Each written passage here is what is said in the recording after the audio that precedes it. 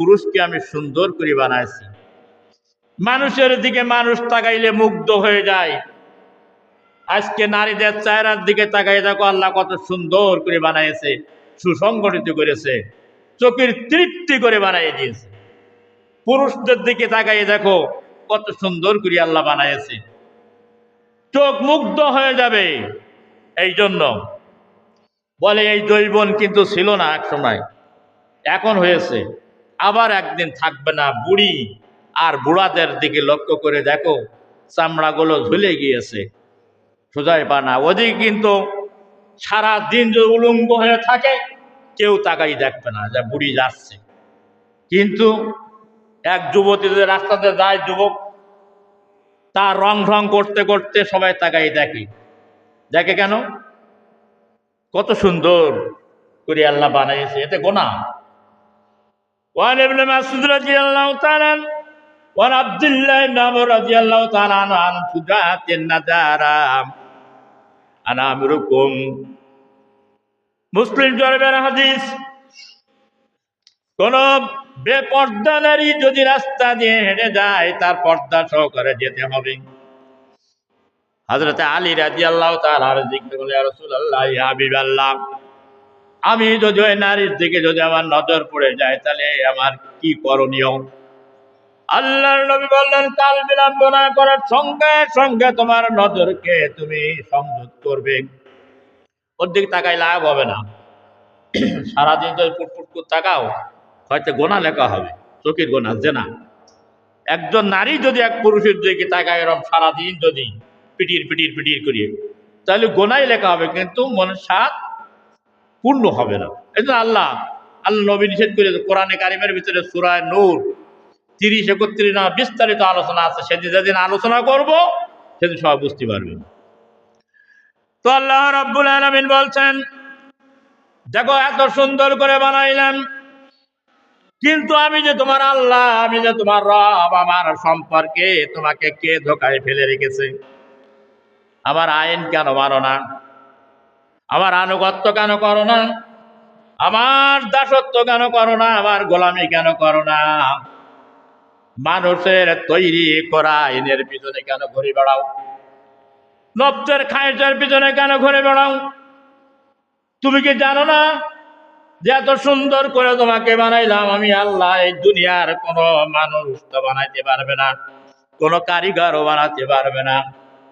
হিন্দু শাস্ত্র, বৌদ্ধ শাস্ত্র, বিভিন্ন শাস্ত্র যখন মূর্তি তৈরি করে, ওদের ভিতরে কি কোনো রূহ দিতে পারে নাকি? পারে? কথা বলে না। কিয়ামতের দিন আল্লাহ জিজ্ঞাসা করবেন, এই আকৃতিতে মানুষ বানাইছিস, এর ভিতরে রূহ দেয়? ব্যর্থ হয়ে যাবে, তখন তাদের কঠিন শাস্তির সম্মুখীন করা হবে, কেন আমার সৃষ্টি নকল করলি? সুতরাং আল্লাহ পাক বলতেন, মানুষে এত জ্ঞান দিলাম, শুধু জ্ঞান নাই, শক্তির সমারোহ দান করলাম। চোখটা যেদিকে ঘুরাবে সেদিকে চলে যাবে। চোখ যদি আকাটা করে দিতাম তাহলে এদিকে ওদিকে হতো না। হাতখানা নরম করে দিলাম, যেদিকে ঘুরাবে সেদিকে চলে যাবে। কবজা সিস্টেম করলাম, আঙুলগুলো কবজা সিস্টেম করে দিয়েছি। এই গর্দানটা কবজা সিস্টেম করে দিয়েছি। যদি আকাটা করে দিতাম তাহলে এরকম ঘাড় বাঁকা করতে তাকাত পেত না। আল্লাহ পাক বলে, এত সুন্দর করে বানাইলাম জোড়ায় জোড়ায়, 360টি জোড়া আছে এর মধ্যে, আমি বানাইলাম। এত দুনিয়ার কেউ মানুষ বানায়নি। কেউ বানাইছে মানুষই? কোনো কারিগর, কোনো দার্শনিক, কোনো বৈজ্ঞানিক? তাহলে যে আল্লাহ বানিয়েছে সেই আল্লাহ বলতেন, তুমি আমার কেন মানো না? কিসে তোমার ফেরে রাখবে?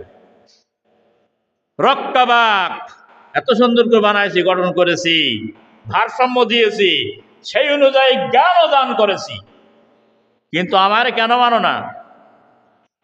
আমার না মেনে, আমার আইন না মেনে মানুষের পিছনে ঘুরঘুর করো কেন? মানব তৈরি করা আইনের পিছনে ঘন ঘন আমার ইবাদত বন্দি কেন করো না? কাল্লা বাল তুকাজ্জিবুনা বিদ্দিন। সারাদিন মানুষের কাছে কারিগর পাড়ার মানুষের কাছে জিজ্ঞাসা যদি করি বলতে পারবে না। আল্লাহ পাক বলছেন, ঘোরো কানো তা শোনো, কাল্লা বাল তুকাজ্জিবুনা বিদ্দিন। আসল কথা হচ্ছে বিচার দিবসকে তুমি মিথ্যা প্রতিপন্ন করো। এরপরে যে বিচার হবে, জবাবদিহিতা করতে হবে, তন্ন তন্ন হিসাব হবে, এই সম্পর্কে তোমার জ্ঞান নেই, বিশ্বাস করো না। তবে শুনে রাখো, কাল্লা বাল তুকাজ্জিবুনা বিদ্দিন ওয়া ইন্না আলাইকুম লাহাফিজিন, তোমার দুই স্কান্দে, ডাইনি এবং বামে আমি দুইজন সম্মানিত লেখক আমি বসাই দিয়েছি। সকাল থেকে সন্ধ্যা, আর সন্ধ্যা থেকে সকাল, জীবনের শুরু থেকে শেষ, কবর পর্যন্ত পৌঁছানো নিঃশ্বাস টেক পর্যন্ত তারা লিখবে। কিরামান কাতিবিনা ইয়ালামুন। এরপরের আয়াত, কিরামান শব্দ অর্থ হলো তিনি, আর কাতিবিন এরা সম্মানিত দুইজন লেখক। একজন ভালো লেখে, একজন খারাপ লেখে। আপনি ভালো কাজ করবেন, সঙ্গে সঙ্গে আপনার ডায়েরি হয়ে যাবে। খারাপ কাজ করবেন, সঙ্গে সঙ্গে ডায়েরি হয়ে যাবে। আপনি একটা অপরাধ করেছেন জঘন্য, রাতের অন্ধকার, আল্লাহ বলে লিখিস না, দাঁড়া, দিনে তওবা করে কিনা, তওবা করলে সেখানে মাপ, গোনা হবে না, লেখা হবে না, নেকি লেখা হবে। আর দিনের আলোতে যদি কেউ যদি অপরাধ করে, আল্লাহ বলে রাখ, রাতের অন্ধকারেও আমার কাছে তওবা হতে পারে, সুযোগ করে দিতে ফেরেশতা। এরপরেও মানুষ যদি তওবা না করে তখন গোনা লেখে।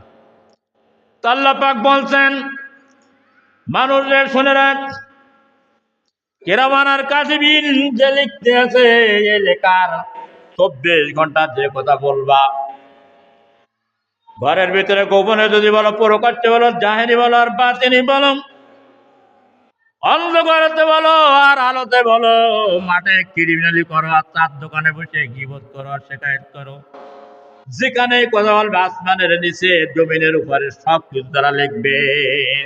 সুবহানাল্লাহ কোন।